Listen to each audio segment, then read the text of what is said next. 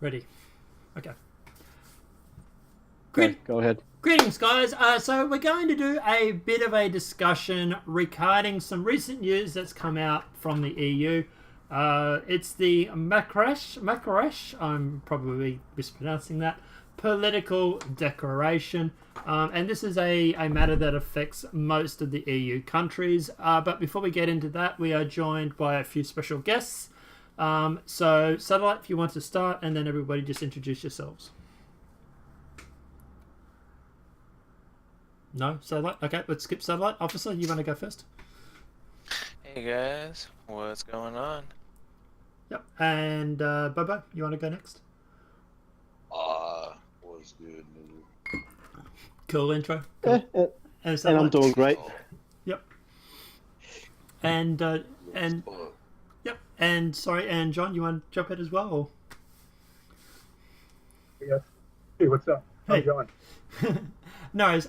So cool intros, guys. Yeah, basically what we're talking about is, in case anybody's not aware, a whole stack of countries have recently come out and they're talking about the Marrakesh Political Declaration.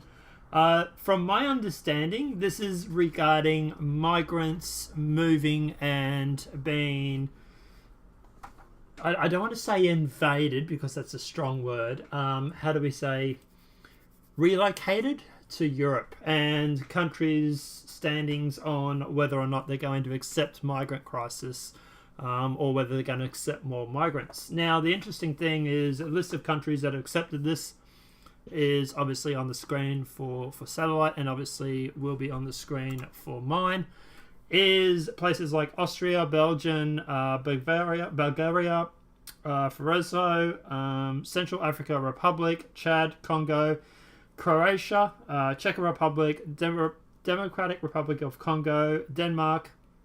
Then we had like Finland, France, Germany, Greece, Morocco, Netherlands, Nigeria, Poland, Portugal, Spain, Sweden, Switzerland. Like, yeah, there's this Slovenia. There's a whole stack that you can see on the screen. Look, obviously this is in regards to them accepting the offer.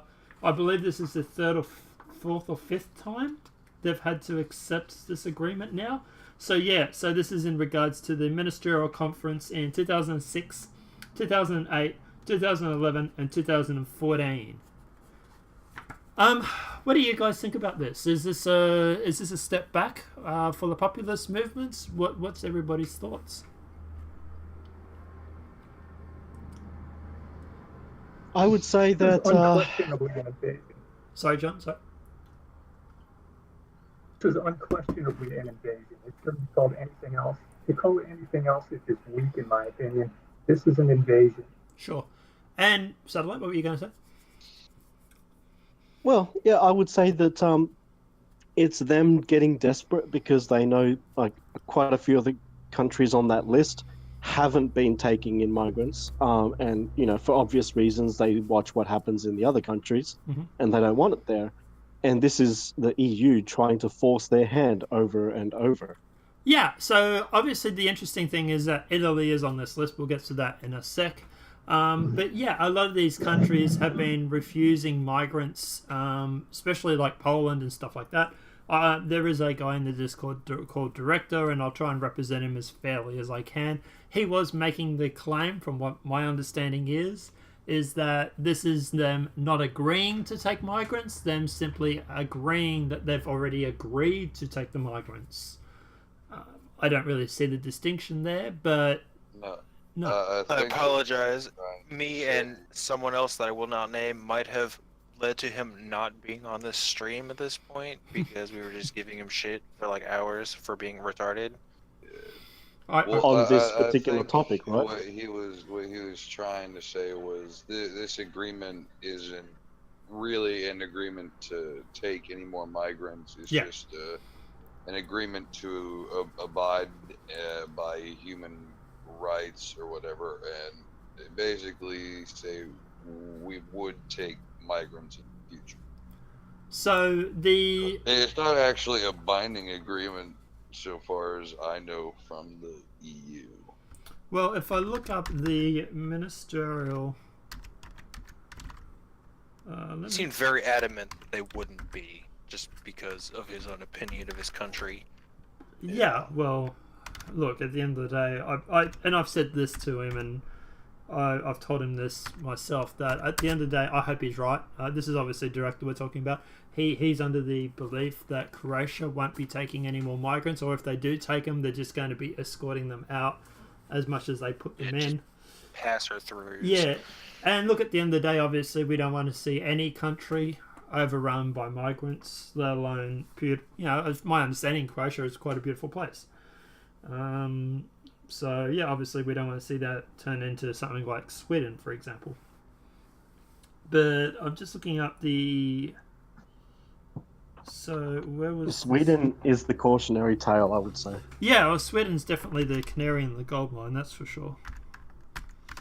Yeah, let's see. So, what's this ministerial conference? WTO? But yeah, while I'm looking this up, what do you guys think? What are your guys' personal opinion on this? Do you think that they are going to go through and force countries to take these migrants? Do you think this is them reaffirming their decision to say, no, you have to take migrants? Or do you think this is something that, like what he is saying? Well, it's what I and a bunch of people have been saying too, Director. It's just like, you take them or you get sanctioned by the EU. He just keeps denying that. Yeah. I was about to say, I was thinking that the countries on that list, I don't think they're positive gains on the EU, but they're more like the ones that take the Gibbs.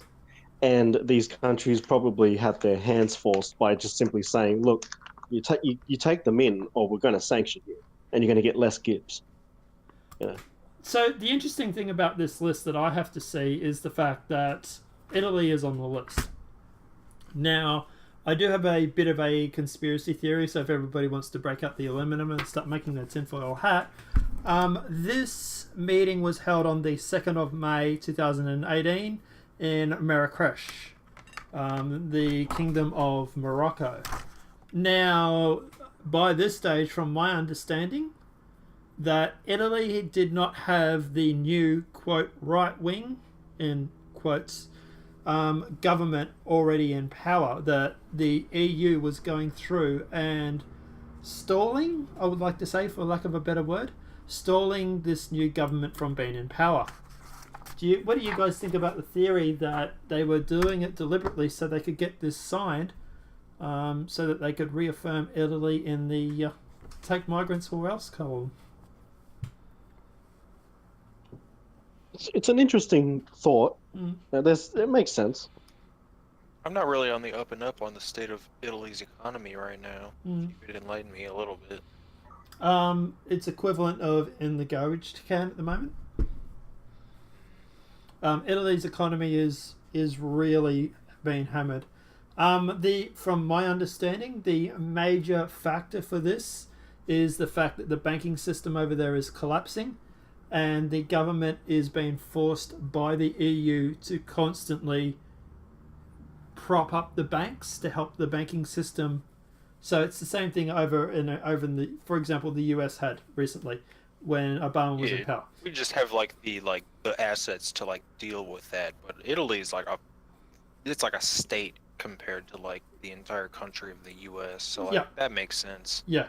So what the EU is telling Italy is the EU is telling Italy that they have to go through and actually keep bailing out these banks, where the Italy finance minister and all that are turning around saying, no, we want this financial system, we want these banks to collapse, and then we can basically rebuild the banking system of sorts. That's my understanding. Let me know in the comments if I'm wrong. I'd love to talk to someone about it, but yeah, that's my very basic understanding of it. Which is why a lot of people in Italy are also pushing for reform in the EU or to leave the EU, because at the end of the day, they don't have control over their banking system. That of in itself is quite frustrating for people, like, for example, people in Italy that are seeing their economy basically ran into the ground. The key phrase there is part of the EU. Yeah, well, it definitely seems a lot of the countries in the EU are going down the same road. Italy might be further down the path than other countries, but yeah, we seem to see a lot of countries facing bankruptcy. We have Malou over in Sweden. I might be mispronouncing that name, but Malou, the town over in Sweden, is now officially bankrupt. And if it wasn't for the rest of Sweden propping it up, that would be a failed city. We have Italy. The whole country is basically in the toilet. We have a lot of countries that are linked to the EU that are seemingly financially collapsing. And yeah. Well, I was surprised to see the Czech Republic and Poland on that list because I didn't think they'd cock. No. And that's what I'm saying is director right when he says that it's more of a case of them just simply going around saying, look, at the end of the day, we're agreeing that we signed this form. It's non-binding, so nah.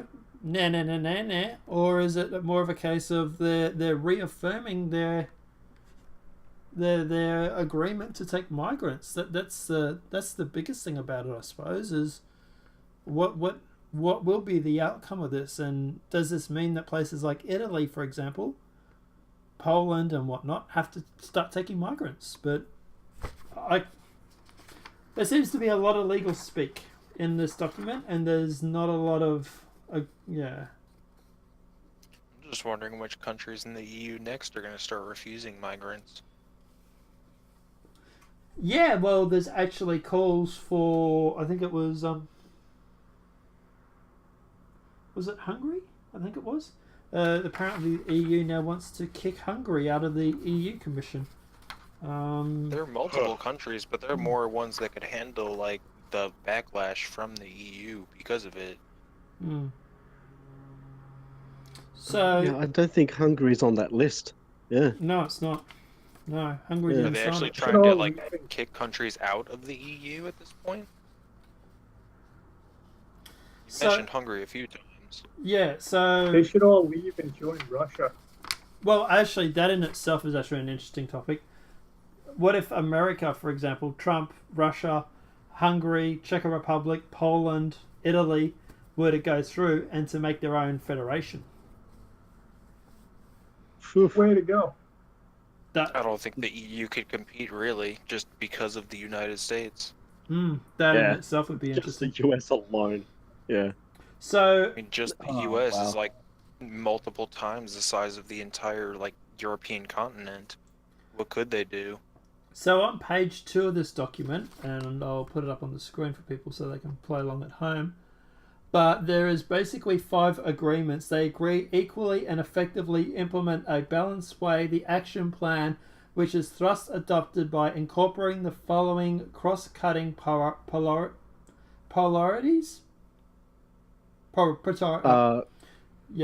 Polarities? No, priorities. Sorry, priorities. It's Priority. Yeah, sorry, it's very late for me.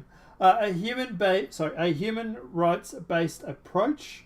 Implement actions will contribute to the fully respecting of the human rights, the dignities of refugees and migrants, respective of their immigration status. That in itself is alarming. 2. Particular attention will be paid to issues of gender and protection of migrants in vulnerable situations, including in particular women and children. 3. Increasing the attention to fight against xenophobia, racism and discrimination. So the partners will undertake efforts to combat these phenomena and to promote a balanced narrative on migration and based on facts and highlighting their positive contribution to development of societies in countries of origin, transit and destination. A regional approach, the identification or formation of an exclusion of actions that will take into account local and regional specifics, and an inclusive and multi-state approach.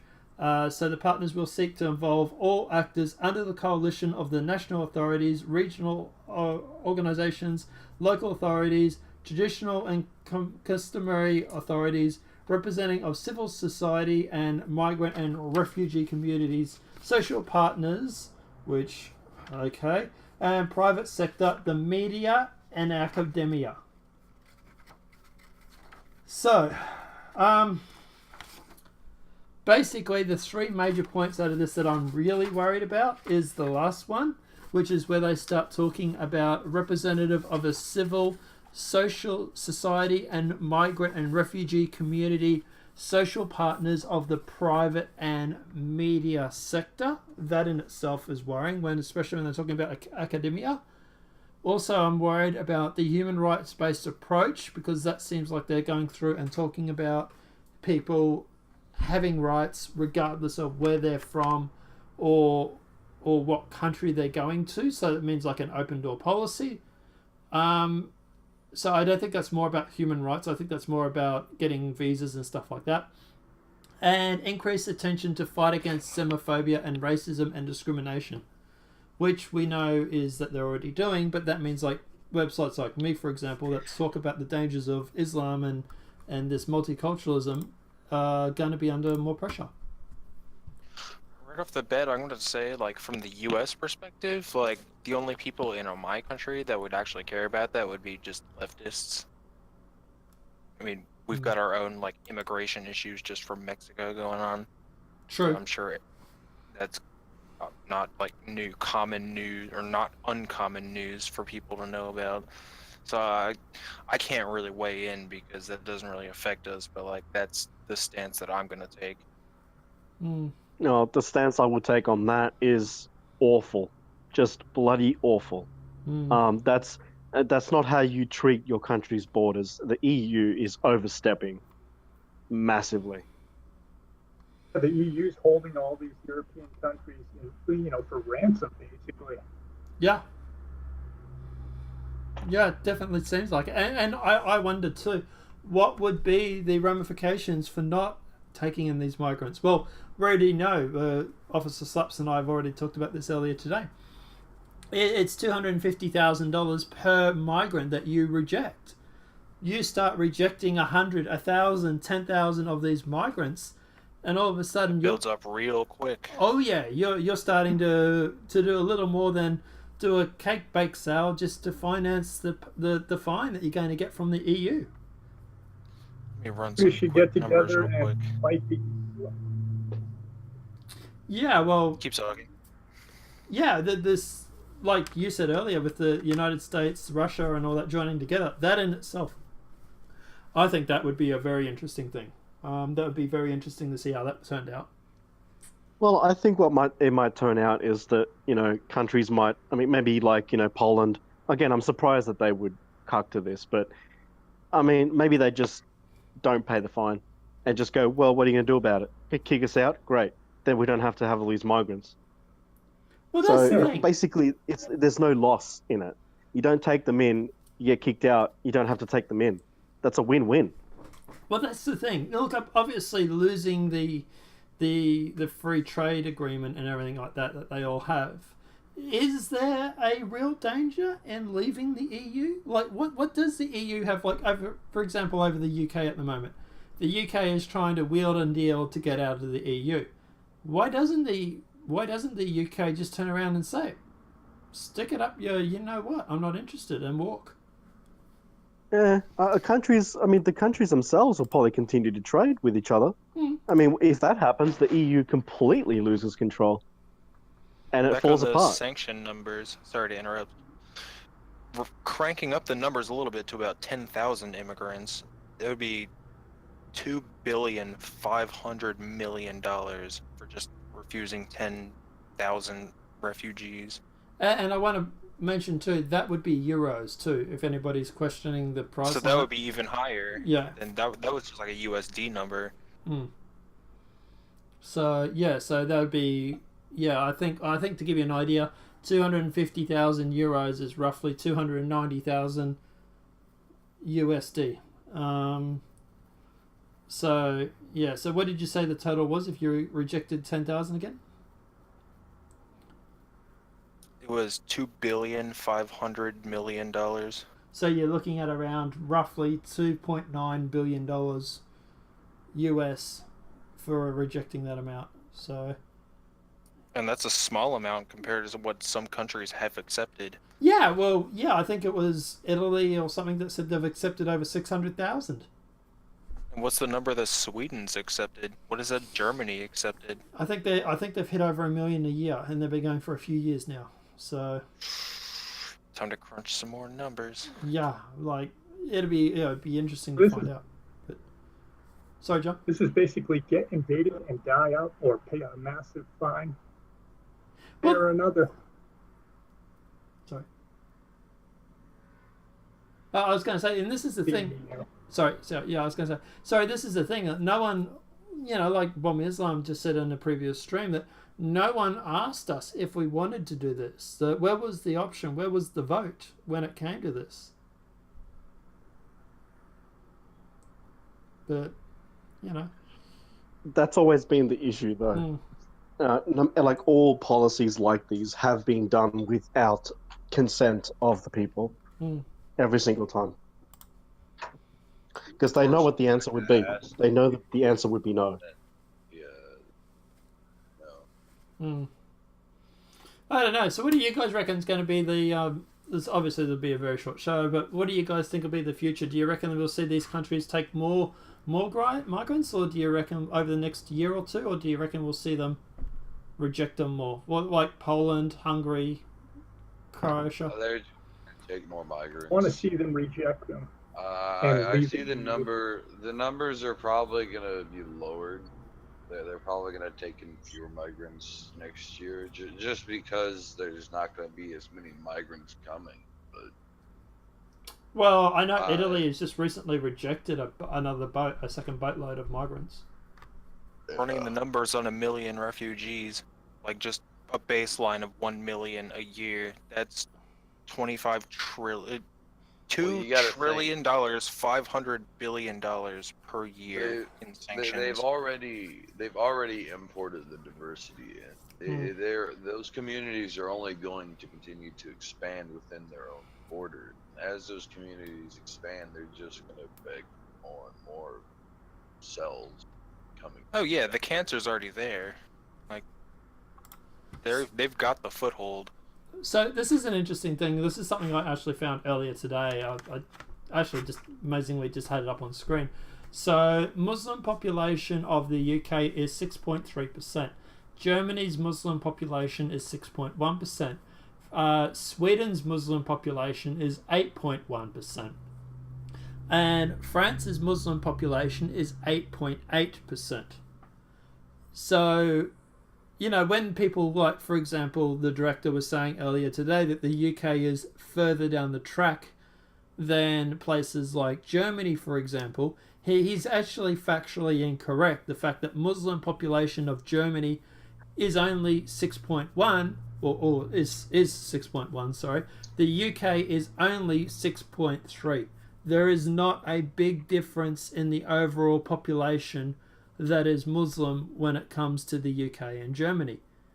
To think like countries like, for example, the UK only has 6.3% of population, and already they're having problems. What happens when they get around 11, 12, 15, 20%? Oh yeah, I have friends in Germany and Sweden, and both of them have said like how bad it is already with those low percentages. Yeah. I don't know what Australia... I think Australia is less than 5% at the moment, but yeah, even we have a policy, or both political systems that seem to want to import mass migrants, and it's not... 2%'s enough. Kick them all out. Kick them all out. Leave the EU. Join Russia. They have to go back. Yeah.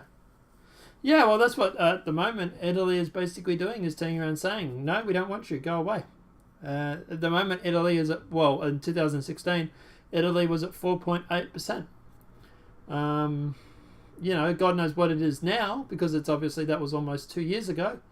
But, I was going to say, yeah, it's not good times. Like, interesting thing, Poland actually has less than 0.1% Muslim population. So, good on Poland, I suppose. But anyway.